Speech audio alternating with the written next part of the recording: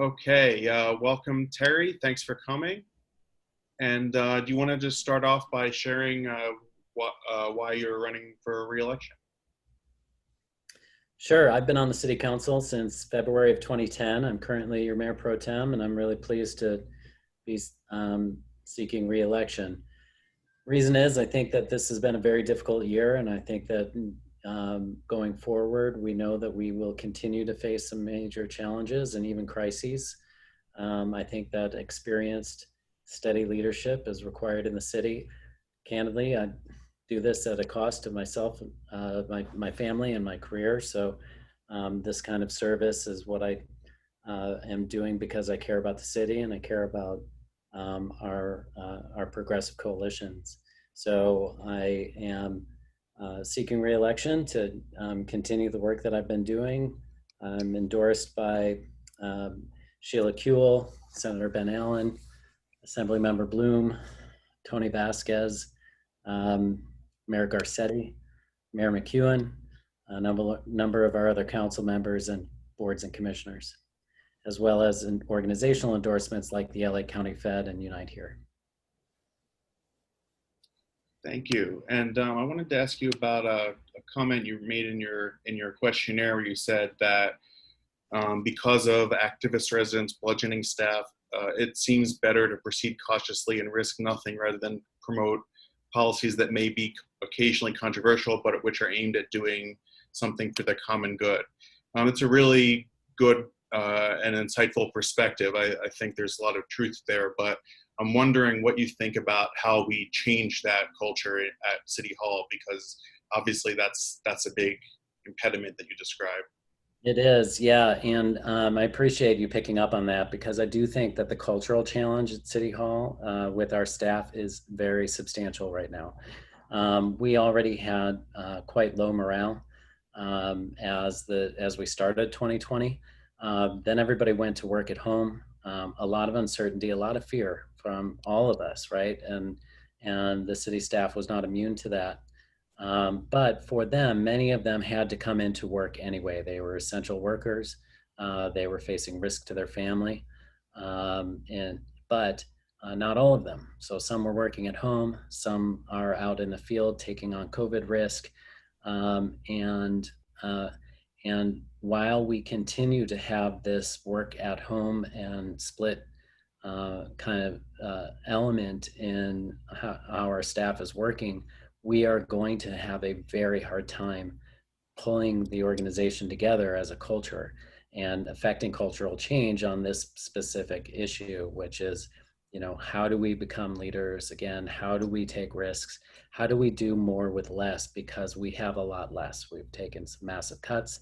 These layoffs have affected morale substantially. People are doing more in their jobs. Their jobs have changed. They're trying to figure out how to adjust and how to adapt, and it's just hard to turn an organization around culturally when you're not in the office with everyone every day. It's just a very different dynamic. So I'm very attuned to it. I'm doing everything I can to support our city manager. It's really her job to lead that cultural change, but at the top, we need to be supportive of our staff. We need to encourage them to take risks, to allow them to make mistakes. We got to say, okay, yeah, sorry, you guys screwed up on that, but you went out and tried to get something done. And we really need you to get stuff done because we need to do more with less right now. We're going to accept a couple of those bumps on the road. Thank you. Who's next? Amy? Thank you very much for filling out the questionnaire. There was a particularly interesting comment you made about developing some housing on the Bergamot site. And what is your vision in that capacity? Well, Bergamot's one of our important opportunity areas, I would say, because we own a portion of that site, and we have expressed an interest in developing that with cultural resources, including housing.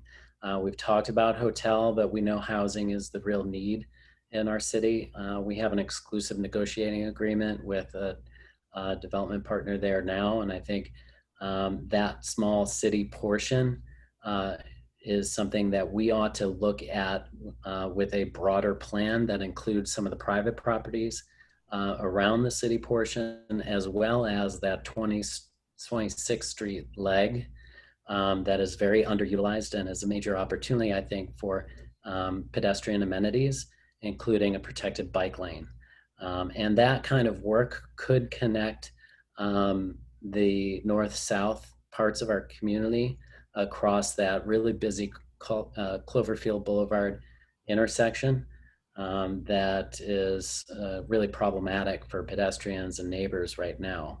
So I think there's a big opportunity to do a new specific area plan around Bergamot, both with the public property, the private property, and I think we ought to be able to get what is our top need accomplished there, and that's housing. Yeah, Dami. Hi, Terry. How are you? Yeah, Tommy. Full disclosure, Terry and I are soccer dads together, and we usually chat about stuff on the side of the field. But anyway, so I wanted to ask you specifically because you have a real technology background, entrepreneurialism background, but also have been a really good progressive in the city. I wanted to ask you, and this isn't about bringing in the big companies like the Amazons and things like that, but how do we develop a better, like, especially tech entrepreneurial kind of breeding ground here? Like you and I both worked in Silicon Valley, and that's just a hotbed for this kind of stuff. And considering it in conjunction with the issues we're facing right now with the COVID breakdown in our budgets and just the overdependence on, you know, like development and hotels and things like that, can we look at that diversifying the economy here, and how do we do that with the city's, you know, ability with tools within it or resources, et cetera? Yeah, great question, because one of the major impacts that we face that we already kind of touched on with John's question is the fiscal impact on the city as a result of the shutdown of the economy. And Santa Monica is not unique in facing this fiscal impact, but we have more exposure because of the tourism exposure that we have in the city. And the fact is that, it's a real priority to get our economy moving again, right? And I think that what you're suggesting, Dami, is that these kinds of companies, these types of employers are looking for the same kinds of things that you and I are looking for in a community. They want to have good quality of life. They want to have good services. They want to have safe streets. They want to have the ability to not use a car to get to work, you know?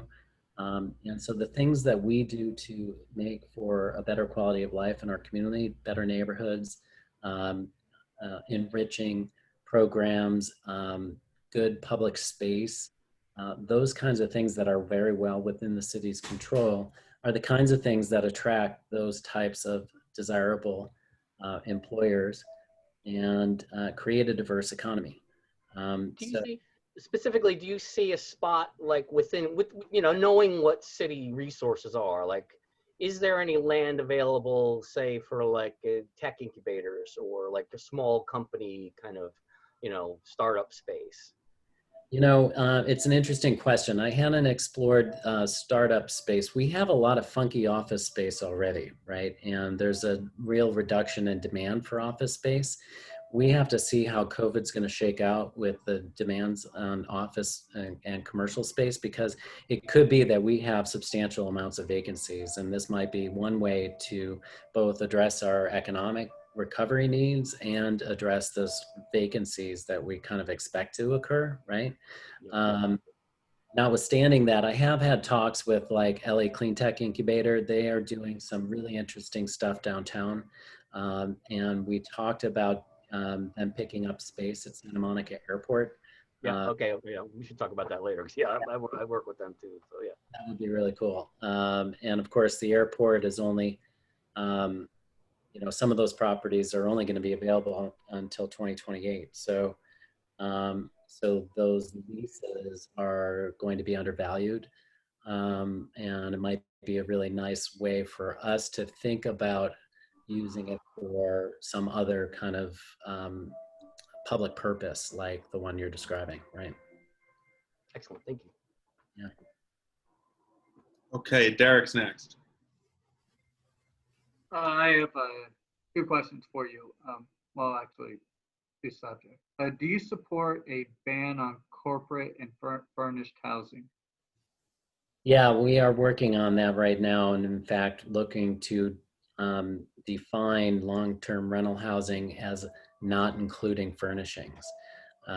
We think, this is very similar to the problem that we have had with Airbnb and VRBO, taking our housing stock, turning it into, vacation communities in that instance, and in the other instance of corporate housing, turning it into just partially utilized, high turnover sites that don't create the kind of stable neighborhoods that we need in order to have a thriving community.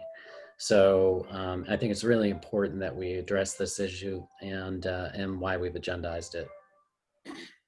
And also, there's a 13 item this Tuesday on the agenda regarding with the response from the SMPD response on May 31st. You're familiar with this?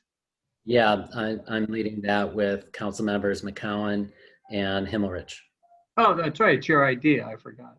Well, I wouldn't say it's my idea, but certainly the three of us have been working on this hard. Oh, okay. I didn't mean to imply anything. Yeah. But just I was wondering if you could give us your thoughts on it.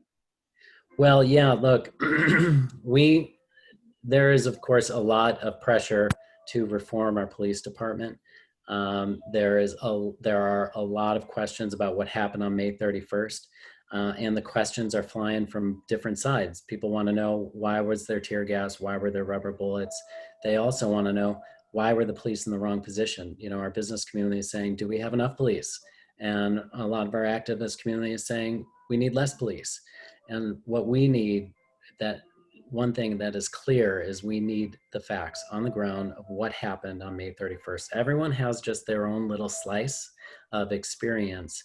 And it's really critical that we get a very high quality after action report. Now, after action reports are a very common thing for any agency to do after a major incident. They take a long time, typically because you have your service organization writing the after action report. Now, we have a service organization in our police department that is dedicated to doing its full-time job every day and not organized well to do a report of this caliber on top of it, right? So in other words, we're asking them right now to build the plane and fly the plane at the same time. And so with my council colleagues, we have been talking about how do we get the right resource to the police department to lead a quality after action report. And that's what we'll be talking about. Now, we also have some concern about not just the depth of that reporting, but how it's positioned, right? So is the police department going to be forthcoming with every bit of information and every bit of data? And so because we're concerned about that, in addition to having an outside resource, we also want that resource to report directly to the city council and the city manager on a regular basis with the information that they're finding. Now, once we get that after action report, that's sort of just the facts, ma'am, kind of a report, right? That's all the calls, all the deployments, all the body camera images, etc. After that, we want to send this to the Office of Independent Review to have a look and give us analysis and recommendations. And from that basis, we can assess finally what went down on May 31st. How do we prepare ourselves differently? How do we organize our department differently? And of course, not forget that we also have a parallel effort with a group that's developing the Black Agenda for our department and reform. And it's key that we think about these questions in the total structure of the police department. We know we have structural racism because policing has structural racism embedded in its culture. And we need to actively fight it and aggressively address it. And we can do that if we take a smart approach. We avoided sort of what some of the big cities have done, which is just take a nominal dollar figure and cut the budget by some number. What we really want to do, what I want to do, is have a real look at structural reform. We've got a lot of calls that police go out on that are domestic violence, that are homelessness, that, we had people who called, we have parents who have called our police department and asked the police to come over and get their kids to pay attention during their online distance learning courses because they weren't logging in on to their classes. So our police are getting called for all this stuff. So many of these things are repetitive enough that we may be able to get somebody else to do it other than a cop.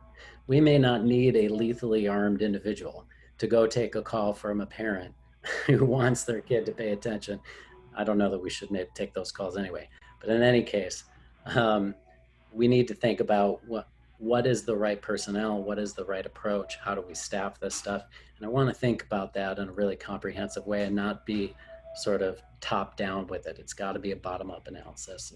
And these facts on May 31st are a key piece. Sorry if I went over on that.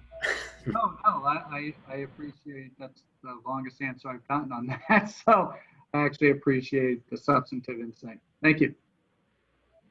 Let's go to Ed. Terry, Hey, Ed. as you recall, 8 years ago in 2012, actually might have been 2011, there was a big uprising in the Wilmot neighborhood, and it was precisely over the Miramar issue. And the residents considered it a very democratic issue with a small d. And it still is the #1 issue, galvanizing issue for the whole Wilmot neighborhood. So and as a member of that board and a resident of Wilmot, I'm very bound to ask you the question, is there anything about the current Miramar plan that you object to and would require them to change before final approval? Yeah, look, we've been at this Miramar, as you point out, for a very long time. It's gone through a number of iterations. I candidly have not seen the full latest proposal. I have a meeting request in to our planning director to go through that tomorrow. And I anticipate that there will be some things I'm going to look to change in this proposal. I want to know fundamentally, are we getting the right value out of this deal? Right? If we're authorizing a development agreement of this size, we need to know that we're getting the right package of community benefits, including affordable housing, out of this. We have some comparables on other projects that we've approved or that are currently being negotiated that offer us insight into what the economics can really support for this. And that's fundamentally what I want to understand. As I understand the latest proposal in terms of design and massing, it's been significantly altered from where it started. As you know, it was like a really big tower. Right. At times it had huge massing that blocked everybody's views everywhere and gave no real benefits, except it saved the tree always, which was good. I do want to see some activation of Wilshire Boulevard and connection to the 3rd Street Promenade and the creation of some real open space there. The current hotel is like a 5-foot wall fortress all around it, which is not good for community. In fact, now let's not overreact and build something that's going to be bad for the community, but let's make sure that what we do in the design is integrated well in the neighborhood. And that's what I'll be looking for. Thank you. Yeah. All right, thanks, Terry. That's about all the time we have, but I appreciate you coming by today. Very Good to see quick. you. Thank you all for the time you're putting into this. I know it's not easy, and as we know, our federal democracy shows us that it's very fragile, and the strength of it is your volunteerism each day doing this. So I really do appreciate your time. Thanks a lot, Terry. It means a lot. Okay. Have a good one.